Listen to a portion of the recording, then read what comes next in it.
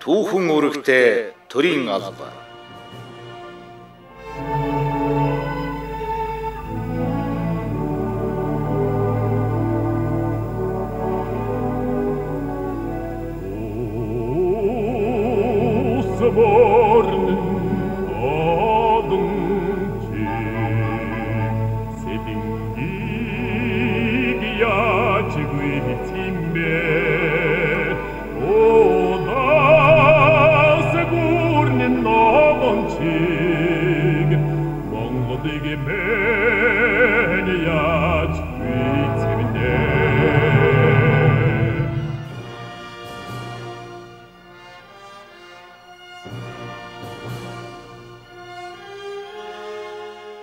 Монгол орны сэлмэх хөх тэнгэр цэнгэг сайхан аршаан ус эзэн Чингисээс үүдэлтэй 800-ны түүх соёл морьтон ардын уламжилж ирсэн Монгол зан үйл хаа газрын хүмүүсийн халуун сэтгэлийг татдаг нэгэн сорон зон.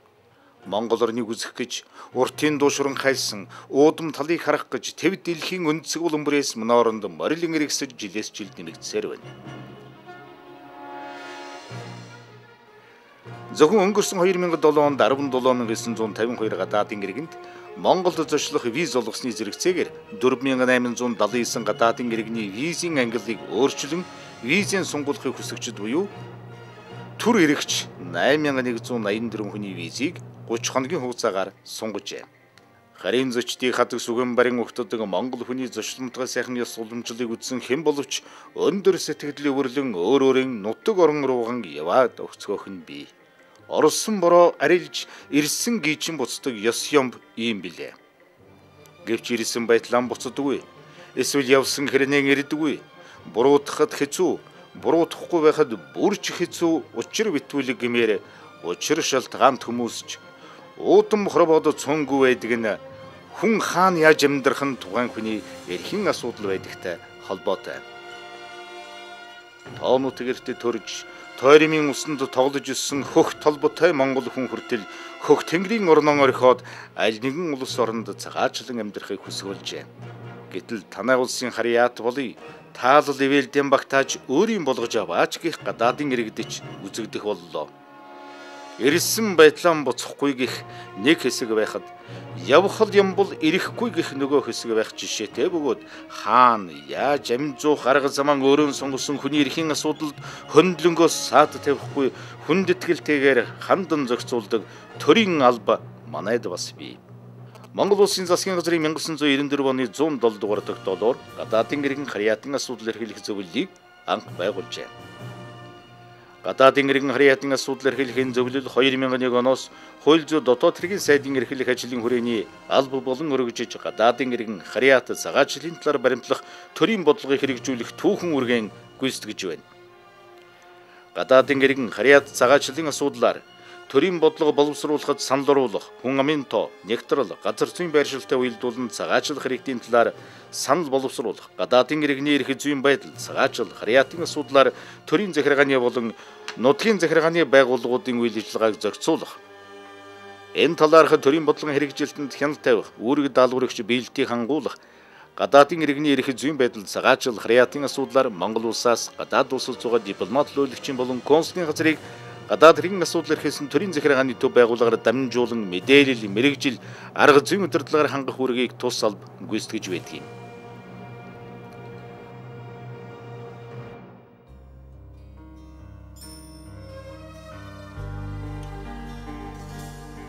Тус улсад орох гарах, оршин суух, цагаачлах гадаадын иргэн, харьяалгүй хүнд зөвшөөрөл, виз олгох, бүртгэж хянах, Монгол улсын нутаг дэвсгэрт байнга оршин суугч, цагаач гадаадын иргэн, харьяалгүй хүнд засаг захиргаа, нутаг дэвсгэрийн тодорхой нэгжид оршин суугч, мөн болохыг тодорхойлсон үнэмлэх олгох.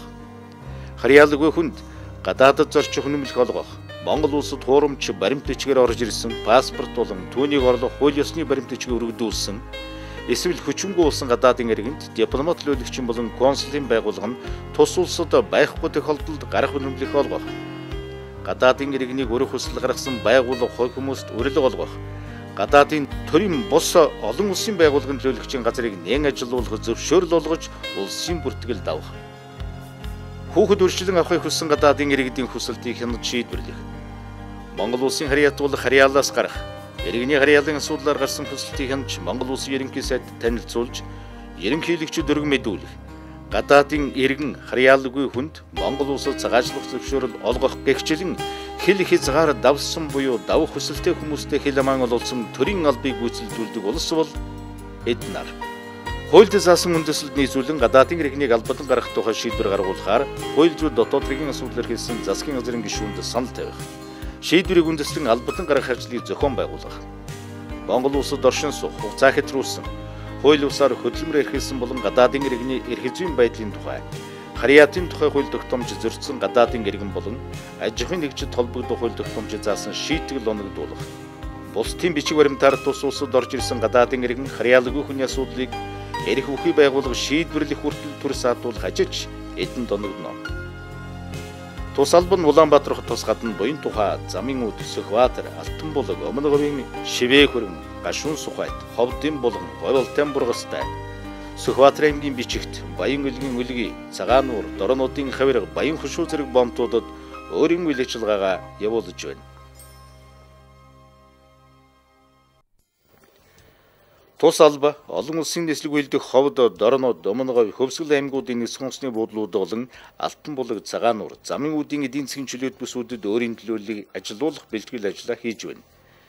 Энэ оны эхний 6 сарын байдлаар тус алба 25 удаагийн шалгалтыг нийслэлийн Сүхбаатар, Баян зүрх, Баянгол, Хан уул, Чингэлтэй, Сонгон хайрхан дүүргийн нутагт болон Сэлэнг, Баян үлгий, Ховд, Хинтээ аймагуудад зохион байгуулж, манай улсад хууль бусаар ажиллаж ирсэн 870 гадаадын иргэнийг илрүүлэн холбогдох арга хэмжээг авсан байна.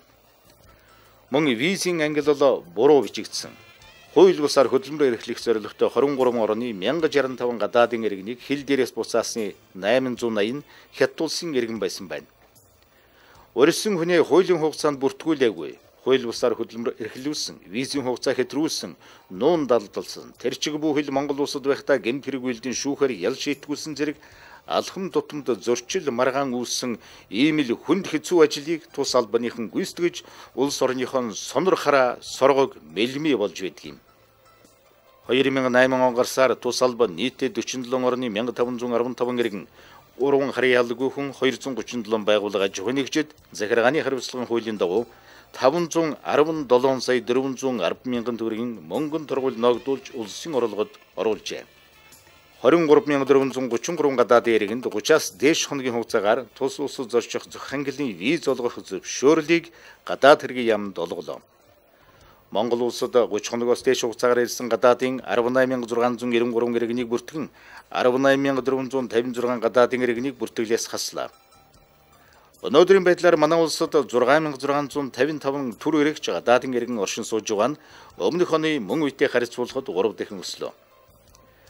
Монгол улсын иргэнтэй гэр бүл болсон гадаадын 48 иргэнд байнга оршин суух зөвшөөрөл олголоо. Одоо тус улсад нийтдээ 1222 байнга оршин суугч гадаадын иргэн байгаа нь өмнөх оны мөн үетэй харьцуулахад 7.1% өслөө.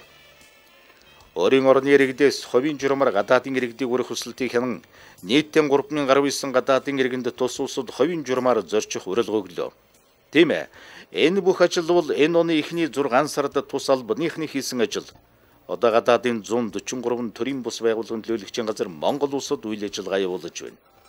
Энэ оны хагас жилийн байдлаар Монгол улсын ерөнхийлөгчийн зарилгаар 103 хүн Монгол улсын харьяатаас гарч 8 хүн Монгол улсын харьяат болжээ. Монгол улсад оршин суух хугацаа хэтрүүлэн эрх үхий байгууллагын зөвшөөрлгүй хөдөлмөр эрхлэж байсан 14 орны 1795 иргэнийг илрүүлэн Монгол улсаас албадан гаргалаа. Тийм ээ. Энэ бүх ажил бол энэ оны эхний 6 сард хийсэн ажил. 2008 оны 6 дугаар сард Женев хотод хуралдсан олон улсын шилжилттэй хөдөлгөөний байгууллагын зөвлөлийн 95 дугаар тусгай хуралдаанаар Монгол улсын олон улсын шилжилт хөдөлгөөний байгууллагын 123 дахь гишүүнээр эсвэллээ. Энэ нэр хүнтэй байгууллагын гишүүнд дэлснээр албаны чадварыг бэхжүүлэх төслийн үйл ажиллагааг эхлүүлэх санхүүгийн боломж нэгдэж уг байгууллагын дэргэдэх 1035 сангаас санхүүжилт авах боллоо. 2008 оны 4 дугаар сард хоёр томл харьяаллыг үүсгэхгүй байх асуудлаар Монгол Казахстаны ажлын хэсгийн уулзалтыг Улаанбаатар хотноо зохиож цаашдын хамтын ажиллагааны талаар протокол үйлдлээ. Холбооны бүгд найрамд Германы улсын Бавари мужи улсын засгийн газрын дэргэдэх албадан байцаах баримт бичиг олгох асуудал эрхлэх алба, Берлиний гадаад иргэдийн асуудал эрхлэх албатай холбоо тогтоож хамтран ажиллах боллоо. 2007 онд бүгд наримдах Солонгос улсын гадаадын иргэдийн асуудал эрхлэх албатай хамтын ажиллагааны баримт бичгэд гарын үсэг зурлаа. Түүнчлэн зохион байгуулалттай гэмт хэрэг ялангуяа хүний намаатай тэмцэх асуудлаар цагаачлалын албадын хооронд үр нөлөөтэй хамтын ажиллагаа хөгжүүлэх асуудлыг тавилаа. Ийхүү тус албаны гадаад нэр хүнд хамтын ажиллагаа өслөө. –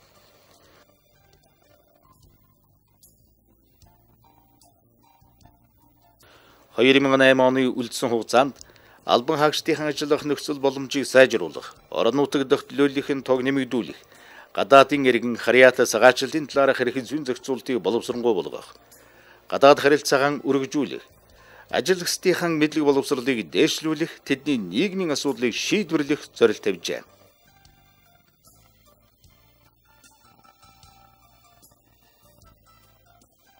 Мөн албаны төвийн ажлын байрын барилгын ажлыг эхлүүлэх, иргэний бүртгэл, паспорт хяналтын нэгдсэн сүлжээ төслийн хүрээнд тагнуулын ерөнхий газар, хэл хамгаалах ерөнхий газар, цагдаагийн ерөнхий газар, иргэний бүртгэл мэдээллийн улсын төвтэй хамтран ажиллаж, үндсэн үүрэгт ажилдаа үнэнчээр зүтгэх хойшлуулшгүй зорилтуудч тавигджээ.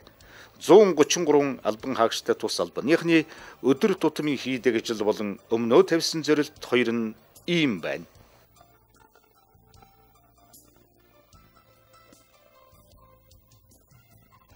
Хэл заншил ондоо, хэв маяг өөрч, хэлийн дээс алхаж улс гэрт мань орж ирсэн л бол улсын нуул ёсыг дагдгийн үлгэрээр манай улсын хууль ёсыг хэн бугайч бай биелүүлэх учиртай.